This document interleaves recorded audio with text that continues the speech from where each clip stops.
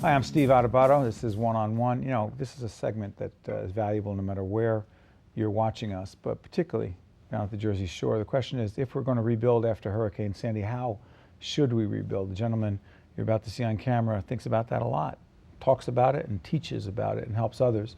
He is Urs Gauchat, Dean of the College of Architecture and Design at NJIT. Good to see you. Nice to be here. NJIT is a leading academic institution, leader in this field.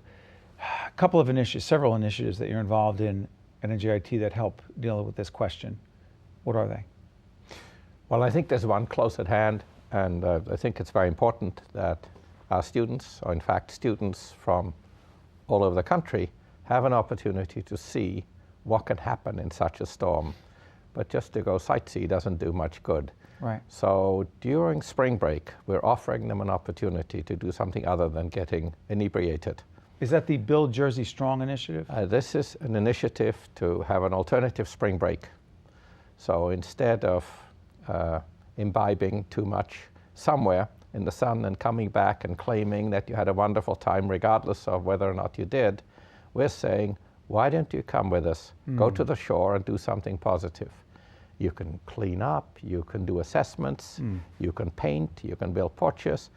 And so for a week, we're inviting students from all over the country to come and actually help.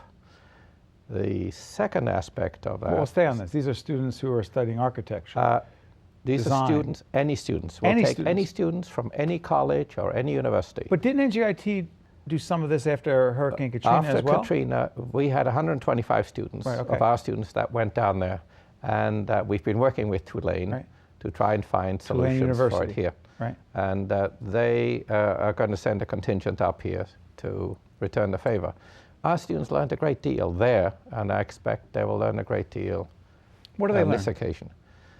They learn that one of the most difficult things is to get people who are used to a certain way of living to change that attitude somewhat, so we can build in a way that makes it possible to recover quickly from an event like Sandy, Superstorm Sandy.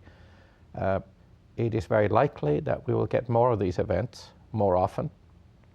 So it makes sense that anybody connected with architecture, engineering, building, or just students in general learn about what to do in a way that makes it unlikely that we will have the same catastrophic impact.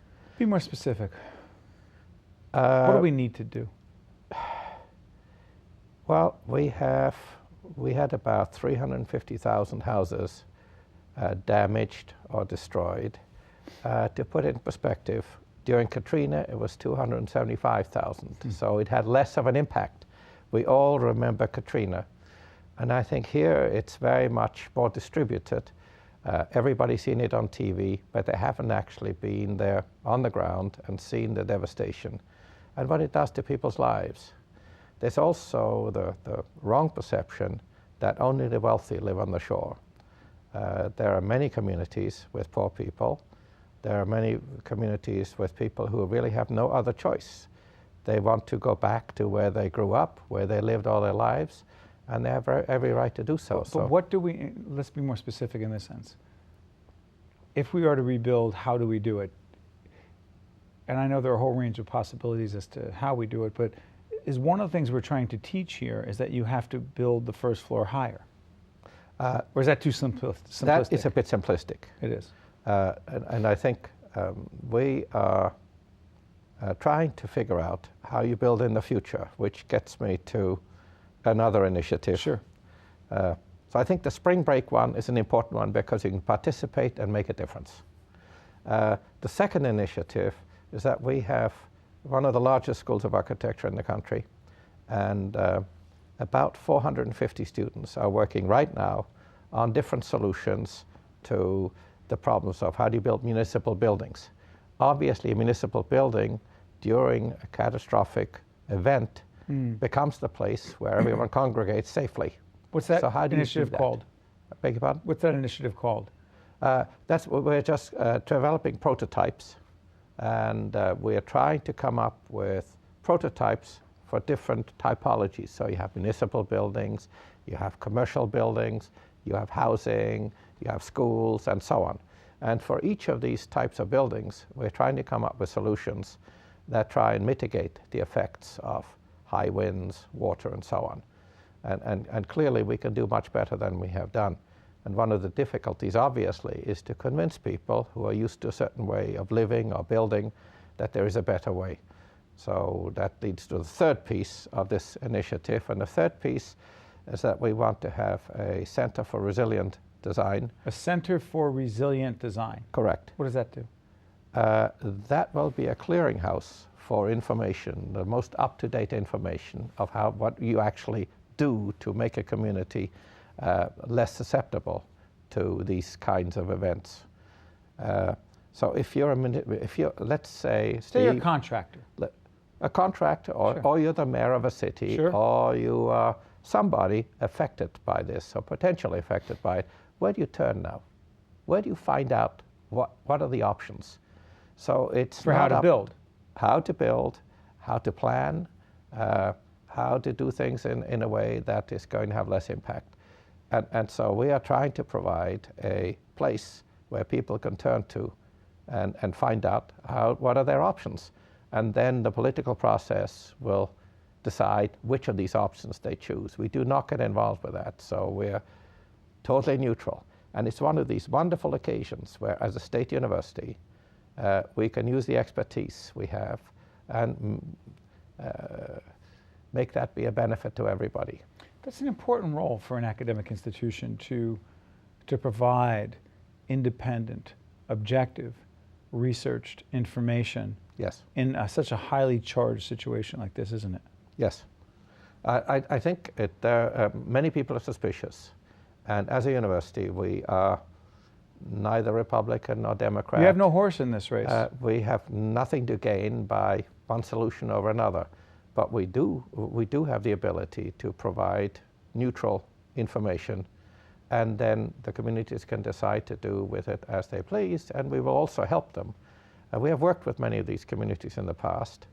So what we are doing at the moment is, I think we have about 25 communities that have expressed an interest in working with us, and we will put something together that makes it a two-way street. So what we investigate and the research we do is going to be conditioned by what the communities want.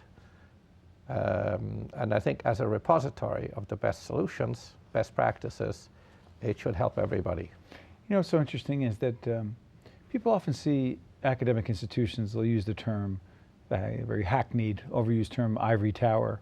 This is anything but that. This is hands-on. Yes. Actively involved, engaged in providing valuable information. And I want to thank NJIT for being involved in that initiative. Urs Gauchat, who is the Dean of the College of Architecture and Design at NJIT. I want to thank you for joining us, and we'll continue the discussion with you and your colleagues, because building smart and building Jersey in a strong way after Hurricane Sandy is essential for all of us. Thank you. Thank you. Appreciate it. One-on-one will continue right after this.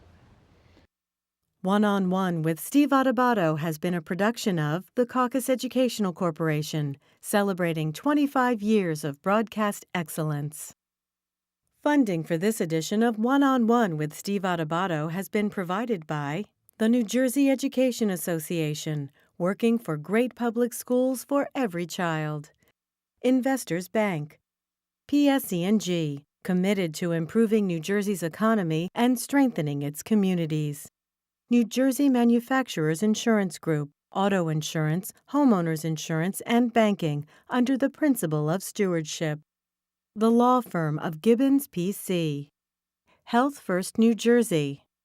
Cohn Resnick, providing accounting, tax, and advisory services for more than 90 years. And by N.J. Best, New Jersey's 529 College Savings Plan. Turn a dream into a degree. Promotional support provided by the Star Ledger and NJ.com, Everything Jersey. And by NJ Biz, All Business, All New Jersey. Transportation provided by Airbrook Limousine, serving the metropolitan New York, New Jersey area. One-on-One with Steve Adubato has been produced in partnership with St. Joseph's Healthcare System.